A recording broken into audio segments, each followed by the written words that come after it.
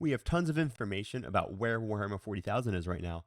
Is it in a good place? Is it in a bad place? Like, where is the balance right now after all the Grotmus detachments, which completely radically changed the entire game and an entire balance status slate, mind you? Where are we at? Well, let's find out. And guys, honestly, it's looking pretty good. We're in a pretty exciting place right now where the game is about as balanced as it's ever been.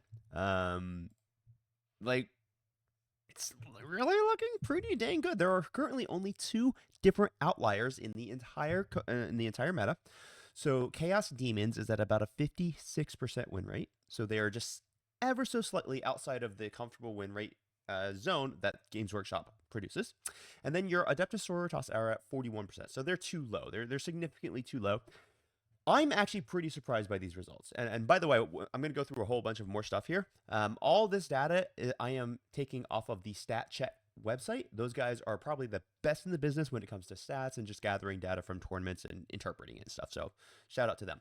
Anyway, yeah, so we only have two outliers. We got the 56% win rate with the Chaos Demons, and then we get the 41% win rate with the Adeptus Sororitas. Now, we've done videos in the past where we've spoken about how win rate really is not a great metric for game balance, but it is a really good, just bird's eye view, take a look at how things are doing. And realistically, only one army is overperforming and only one army is significantly underperforming. It's really good compared to a lot of the other metas we've experienced in Warhammer 40,000. This is a really big surprise to me for a couple of reasons. One was because I thought the balanced data slate that Games Workshop did in December was the first actually bad balanced data slate. I think they messed things up in the game, but it turns out that my fears might be a little bit unwarranted because data has been showing that honestly things are looking pretty good, which I'm thrilled to say that that's freaking awesome. All the Grotmus detachments with all the balance that's involved in that and all the new ways to play, you thought that for sure something would be skewed. And to be fair, Star Shatter Arsenal was too strong with the way it was released, but Games Workshop has released a patch to balance it, and it seems like they've done a pretty dang good job. So kudos to Games Workshop. Now, all of this data, none of this includes any of the new Imperial Guard stuff or the new Eldar stuff.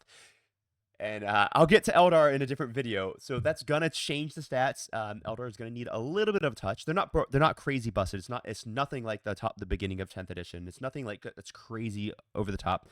It is actually the coolest single codex that Games Workshop's ever released. So kudos for that one. But it's gonna need to get a little bit of a fine tuning in order to bring it into line. But that's not included in this stat. So let's go through the data here. What I want to do is what's really cool right now is what we actually get to go through detachment win rates because the overall meta itself is pretty balanced.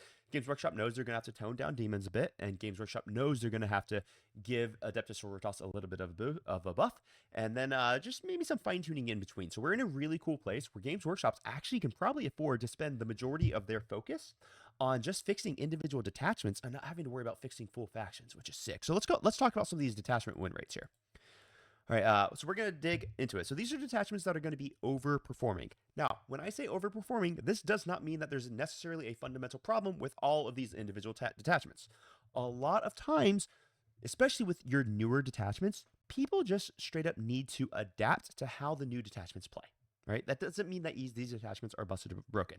Now, I will say Legion of Excess with a 68% win rate is probably a little bit too strong. So Games Workshop's going to have to do something about the Legion of Excess. I really don't think it's going to be all that hard.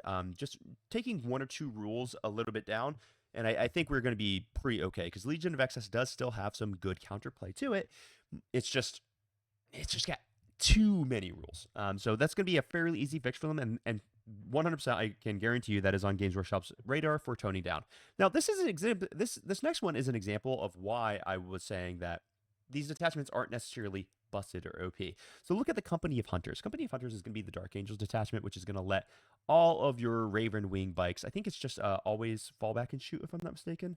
But basically, the strats in it are really bad, and people will use it more or less just for the detachment rule, which is a pretty reasonable detachment rule. Here, I'm going to just read it for you real fast, just because I think that's going to make me a little more accurate with it. Company of Heroes. Mounted units are able to shoot and declare charges in turns in which they advance or fell back. It's just very, very strong.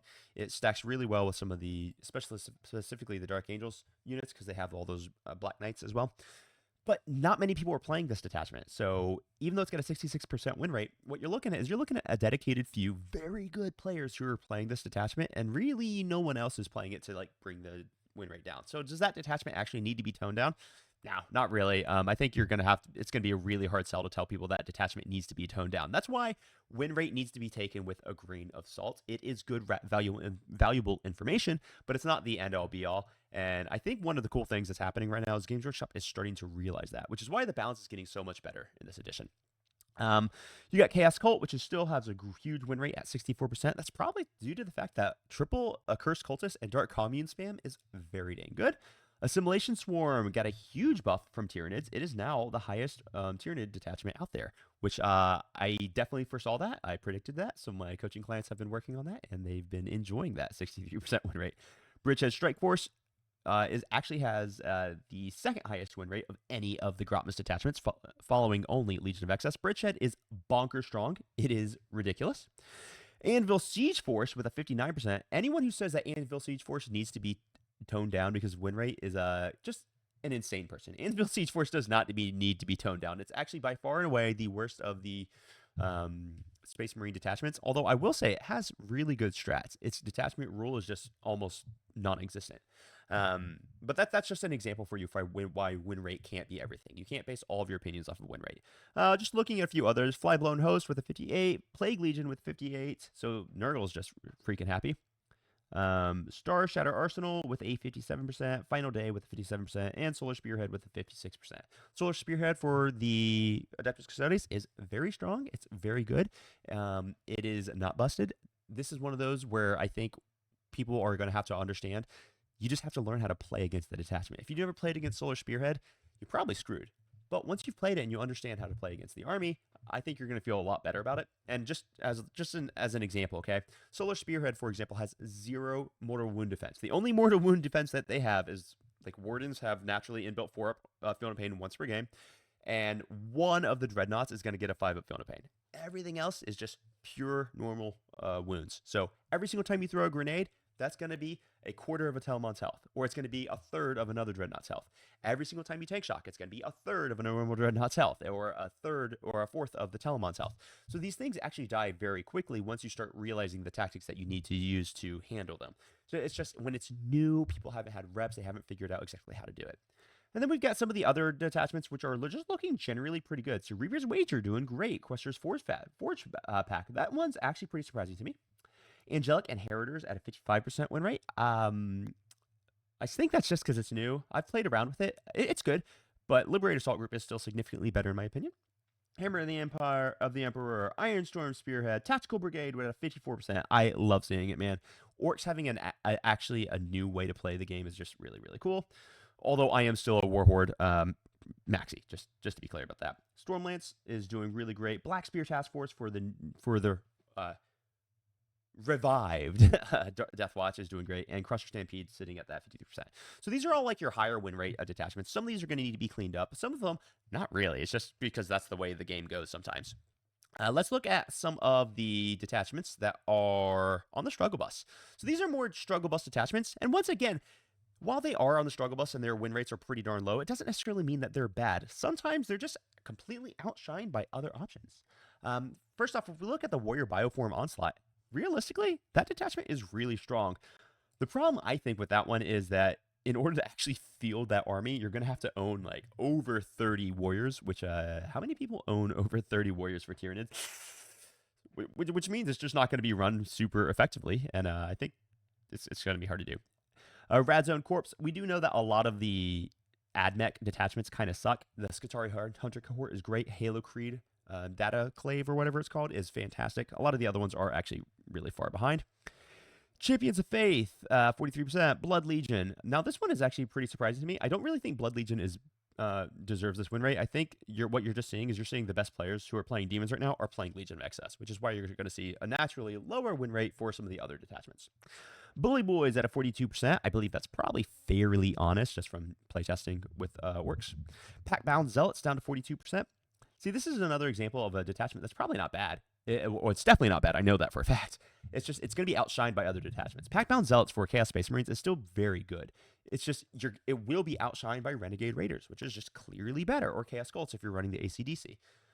Cohort Cybernetica, Retaliation Cadre. Retaliation Cadre actually probably does need some loving, because the 3-inch to a 6-inch deep strike really affected them probably more heavily than some of the other detachments that were relying on those 3-inch deep strikes.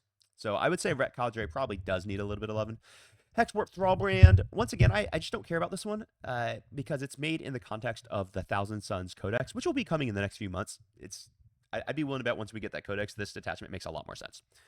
Soulforge Warpack probably doesn't need any cleanup at all, because Soulforge Warpack is actually really good. It's just, once again, a lot of your top competitive players are going to be running Renegade Raiders, Cults, things like this, simply because they're easier to run, and you're going to have to use less brain power. So it's like, why get exotic when you don't need to? Penitent Host at 38%. All sisters need help. I think it's just sisters in general need points. They just need points. Cult of Speed at 38%. That's because Cult of Speed is hot trash. Deceptors, unfortunately, is hot trash. Big Hunt is at 38%. Not too great. So all these are kind of running into some issues here. And then lastly, the bottom of the barrel. Now, these detachments all actually suck. Like, none of these are good. I think there's like one or two examples in here of something that's actually pretty decent. And besides that, everything else actually is really bad. So Wrathful Procession, I think that's the new Black Templars detachment, if I'm not mistaken. It's hot garbage trash. I was trying to find good things in it because I wanted, I like to be positive, but I just don't think I could. Then 2 different Gene Stealer Cults detachments. I honestly just don't know much about those 2. Synaptic Nexus is not bad. So at a 20% win rate, this is an example of something that just no one's really playing right now, except for, dare I say, more casual players who don't really aren't able to really utilize its rule set to its maximum. But Synaptic Nexus is still very solid. Inner Circle. I actually still might maintain that Inner Circle for Dark Angels is a pretty good army. Combined Arms. Now this is a really fascinating one, because this is going to be the Imperial Guard. This is the same Imperial Guard that was like a 56% win rate in the last and right before the last data balance data slate. Simply all the really good players for Imperial Guard have now switched to Bridgehead. So Combined Arms is not at a 25% honest win rate. Bringers of Flame at a 22% win rate, maybe. Dread Talons down at 20%. That's just a hot garbage detachment. Lost Brethren, Hearthband, and Auric Champions. Auric Champions at a 0% win rate. I'd be willing to bet that's because there are 0 people playing it. It is really bad, though. Like, it is actually a terrible detachment. Hearthband, I believe that's the new Votan, which very few people are ever going to run. And then the Lost Brethren, which is going to be the Death Company detachment out of the Blood Angels Codex, is actually just a dumpster fire trash detachment, and it desperately needs help. So what's the final verdict, guys? 40k is currently in a sick place. One of the really cool things that we're seeing right now is that since the overall faction balance is really, really good, yes, we know demons need to be toned down a little bit. Yes, we know sisters need some help. Right now, Games Workshop actually can focus on updating worse rule sets instead of having to try to figure out how to get the factions playable. And that's really cool, because what we might be able to see now is we might be able to see some of these dumpster fire trash detachments become more playable and get buffs on the detachment itself to be able to create more internal balance inside codexes. And that would be very, very exciting to me. Right now, the current meta is about the best the game has ever had. I do believe it's probably going to go through a little bit of an upset with the release of Eldar and Guard.